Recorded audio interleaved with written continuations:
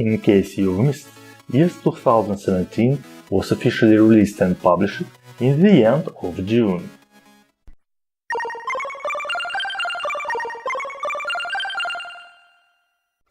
Hi, let's talk today about ES2017, what's new in Vue and CSS Grid. I'm Anatol and you are watching the good parts of the front-end development.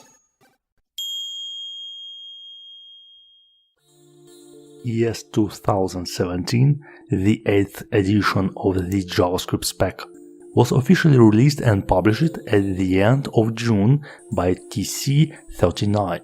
Dor Moshe prepared an overview of the most interesting JavaScript features. It is worth distinguishing among them padStart and padEnd, Object.values and Object.entries, getOwnPropertyDescriptors, etc. You can read this article on Hackernoon. In case you're interested in what's coming to JavaScript, Nicolás Bevacqua keeps the list of TC39 proposals updated, as well as tracks the current stage for each of them. Benedikt Meurer posted an article JavaScript Optimization Patterns Part 1. In its first part, the author highlights the impact that the concrete execution context can have on the performance of your JavaScript code. The second part of the article covers an optimization called Function Context Specialization, introduced to V8 with TurboFan.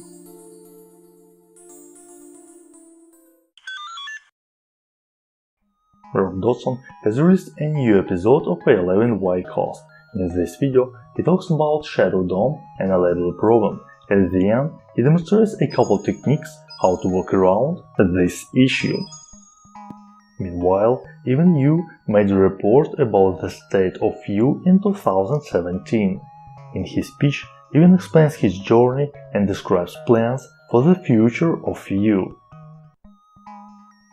Let me bring your attention to one more good review called How to Apply CSS3 Transforms to Background Images by Craig Buckler. In this post, he clarified by examples how you can use CSS3 transformation to create the background rotation effect. You can check that on SitePoint.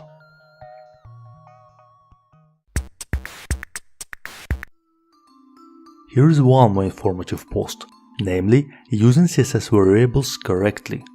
The author describes several cases when CSS variables, also known as custom properties, come in handy.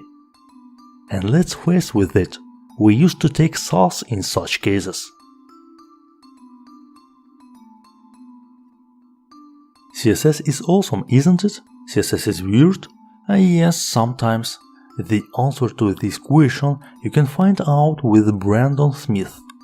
He shows how to cope with the most famous CSS joke and comes to conclusion that CSS, practiced wisely, can be really awesome.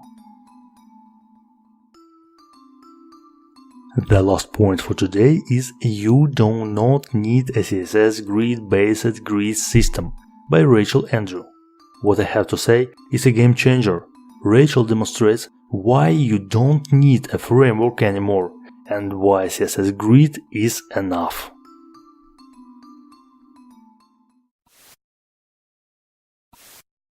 If you liked this video, give it a thumbs up, share it with your friends, subscribe to the channel and watch other episodes. This is all for this week. Thanks for watching and stay curious.